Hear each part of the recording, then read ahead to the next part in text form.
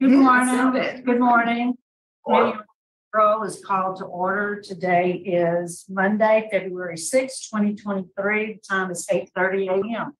Today we have a 5-member panel. My name is Cheryl Renatza, serving as chairman this morning. My colleagues on the panel starting my far right is Mrs. Bonnie Jackson. My left, excuse me, you're right. My immediate Mr. Al Roche, my immediate right, Mrs. Pearl Wise, and to her right is Mr. Pete Freeman. We are at DOC headquarters in Baton Rouge, and I'd like to ask staff here to introduce themselves for the record. Whitney Trostler, Carl Williams. Okay, and our first remote location today is at Elaine Hunt Correctional Center. Would staff at Hunt please introduce yourself for the record? Good morning, Warden Donnie Bardwell. Christy LeBlanc, classification. Joe Buttress, Assistant Warden. And Madam Chairman, we can only see 3 of you. Okay. You have to thank you for telling us that. Let's see. Is there any way y'all can adjust that? Yeah.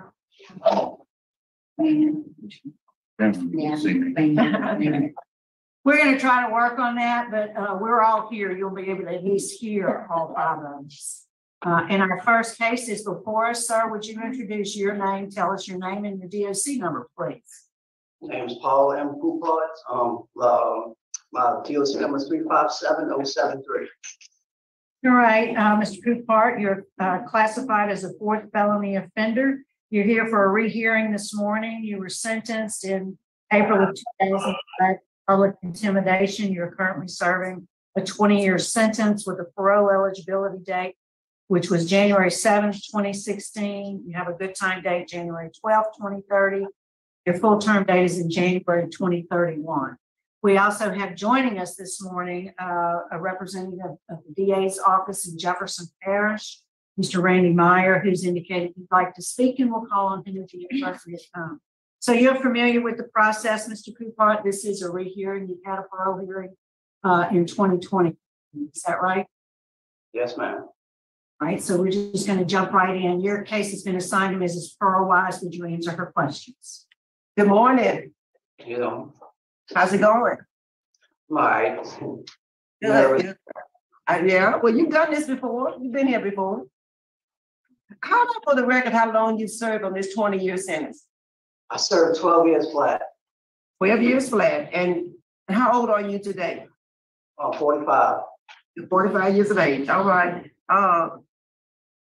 Since your hearing in 2020, what have you been doing? Since January 7th, 2020, what have you been doing?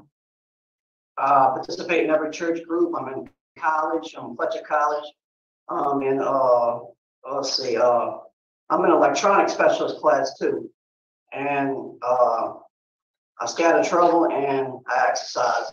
That's because of my health. I exercise a lot. Good, good. What college are you in? Tell us about that.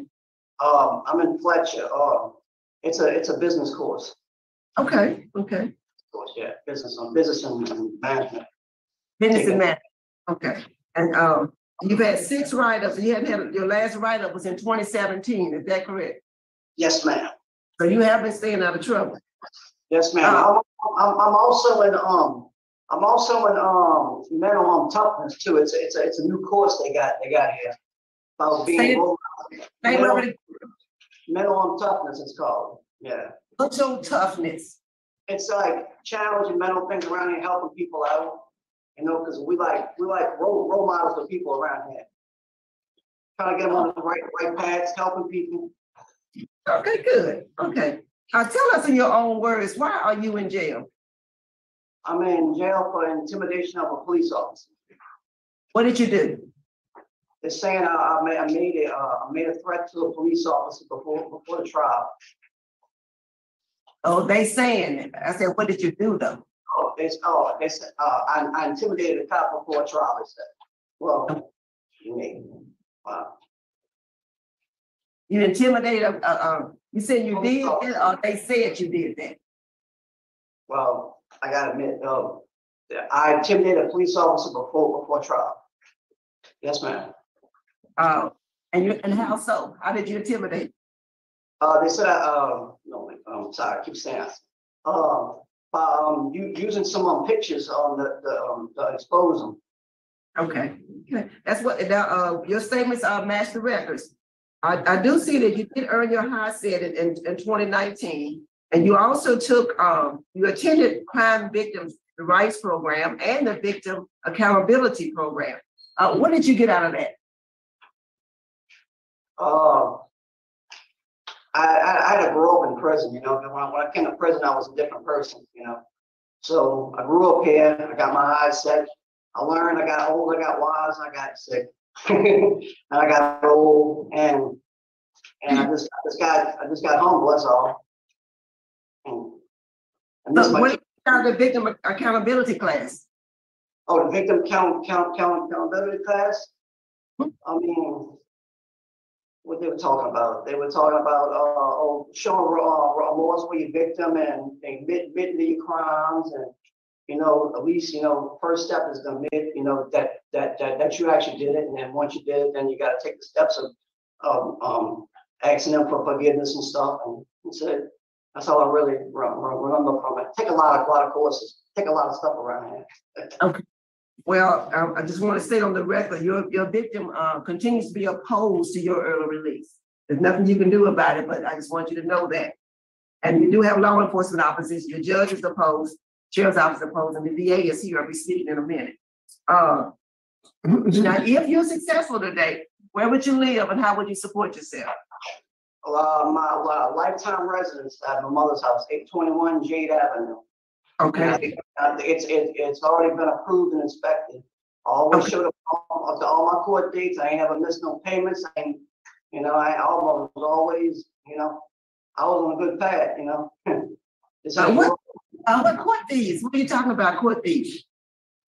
Like when I was in the streets, I actually walked in the courts and was doing all my rights, doing all the stuff with the courts, and you know, going all my court dates and appearing. You know, I walked in the trial. You know, I wouldn't stay in jail and went to trial. I went from trial from the streets. Yes, you did. I saw that. Yes, sir, you did. You didn't have. I wasn't trying to run. I wasn't trying to hide. I'm not no kind of threat or nothing. You know, not no kind of threat to society or nothing. Was drug use a part of your crime? Were you using drugs at that time in your life? Were you using drugs at that time in your life? No, I had a lot of medical. Now, when I come to prison, they put the bag inside of me. I got a lot of medical. And you know, it's hard to get diets and all that type of stuff. But when I came to prison, I was actually young. I was, you know, I just had a child and another child, and trying to get out now and get to him because one of them's grown and one of them's he's got autism, so he's like 15. So I gotta get out there. You know, this is, I mean, I'm too old to be in prison. Tell me about your medical now. What is your diagnosis? I had familial polyposis. I was born with colon and rectal cancer. Okay. While I was in prison, they took all my colon, rectum, everything out, and they built me a bag out of my small intestines and put it into my and sewed to my anus. And they, you know, I go to the bathroom a lot.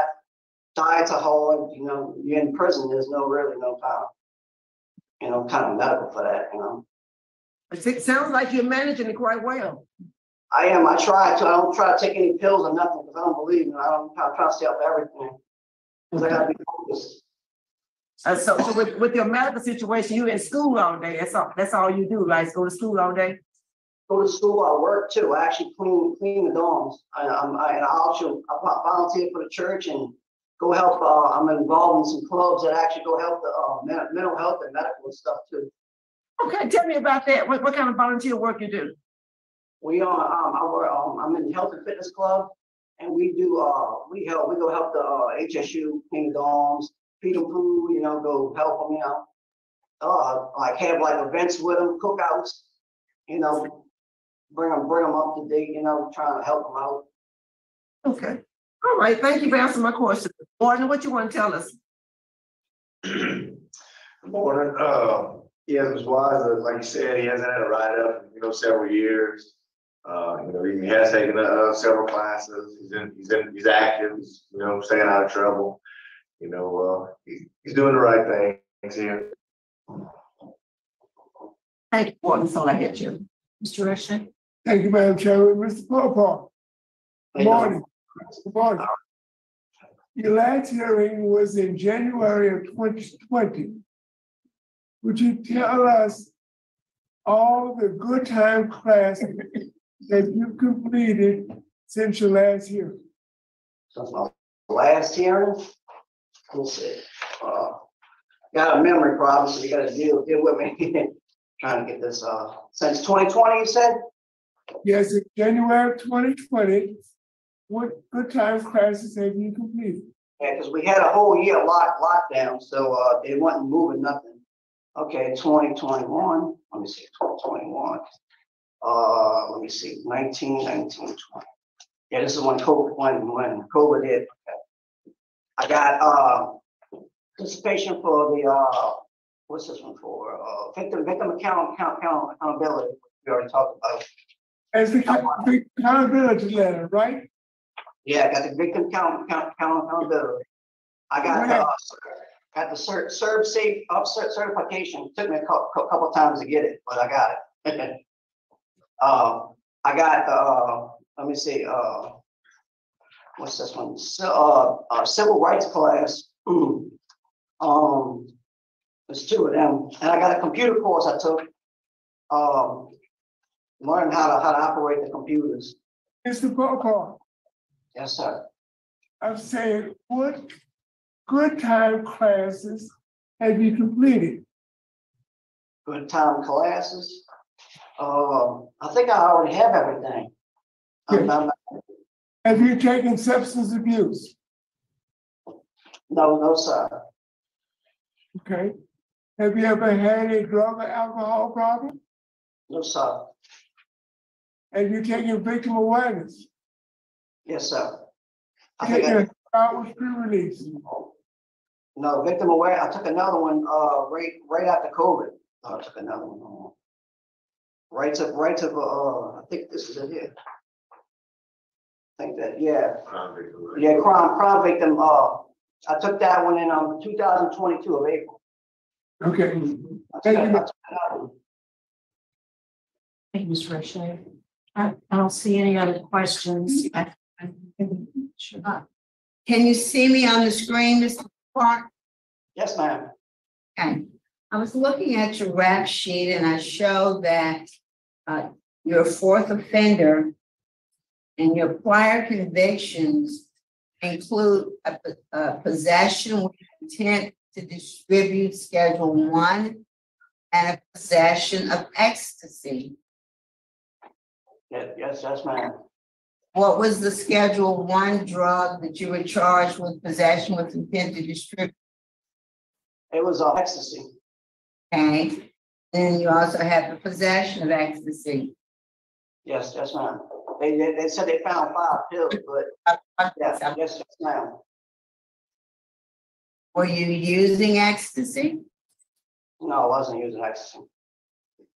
I was young, and I was, everybody's young at that age and does stupid stuff, but So you were selling ecstasy, but not using it? Is that what you're saying?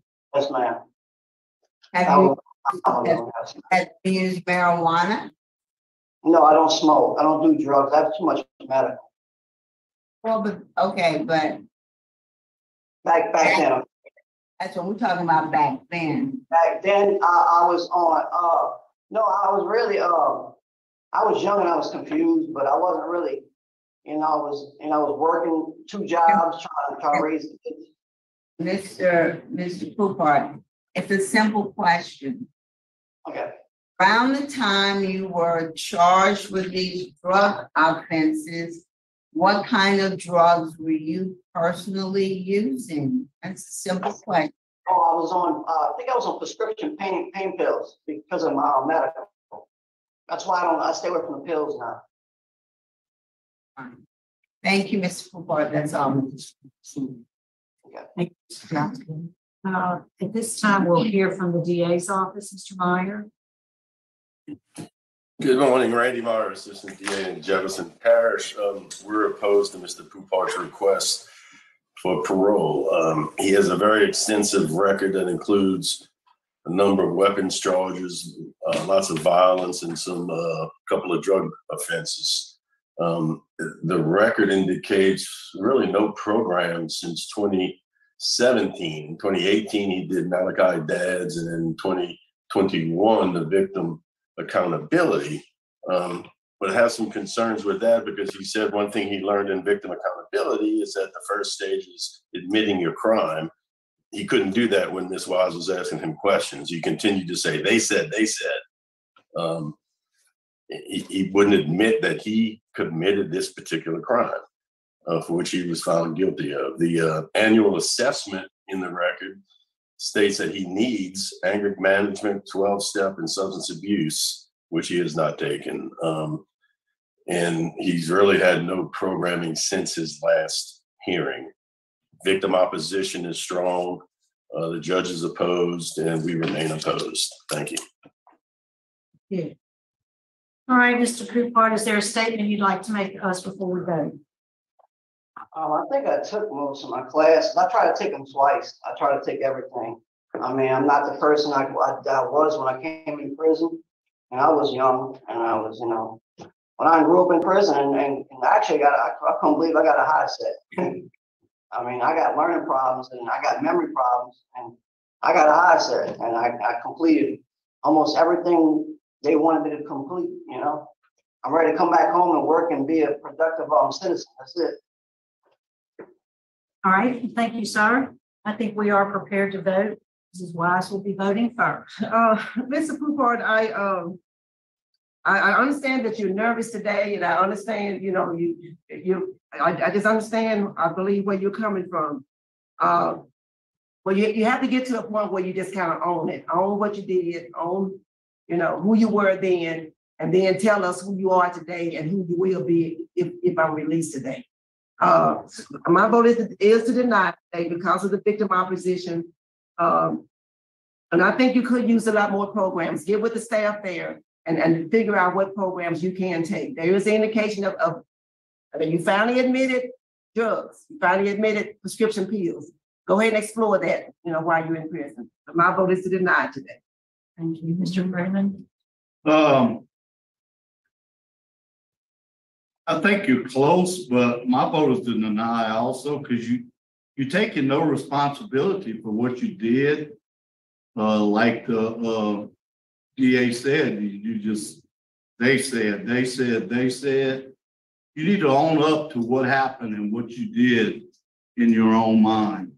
And then I think next time you may have a good shot at it. Mrs. Jackson.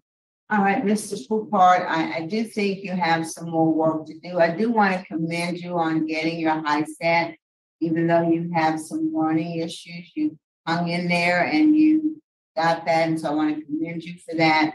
But there were some programs recommended in your annual assessment that the staff believed would be beneficial for you. And so because you have some more programming that you need to complete, my vote today is to deny. Thank you, Mr. Rich. Mr. Poupart, my vote is to deny based upon all the reasons given by my colleagues. And Mr. Poupart, I do agree with my colleagues. My vote today also is to deny based on the opposition that's been expressed here today, as well as the need for some additional programming. So today your parole has been denied.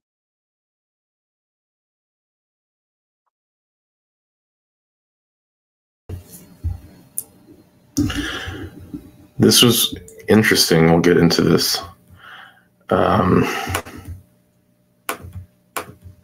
So it wasn't very bright. He had a court date, and there was a police officer that was going to testify at that date. So what he did is he told the police officer, and this is they threw the book at him for. He told the police officer that I have a picture of a girl who they're saying is an alleged stripper. I think this was parked outside a strip club, sitting on your trooper, and you're next to him. And if you come and testify, I'm gonna publish it.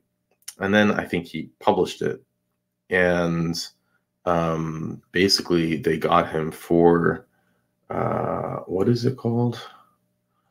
What's that word I'm looking for? But it's a much larger crime whenever you do that. And gosh, it's like totally slipped my mind.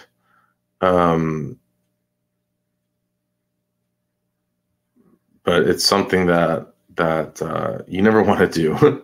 There have been stories of very, very, very wealthy people that get locked away for doing any type of similar crime, like saying, "Hey, if you do that, I have this information on you." Even if the information they have is incriminating on the other person, the person that holds that against them will get the book thrown at them.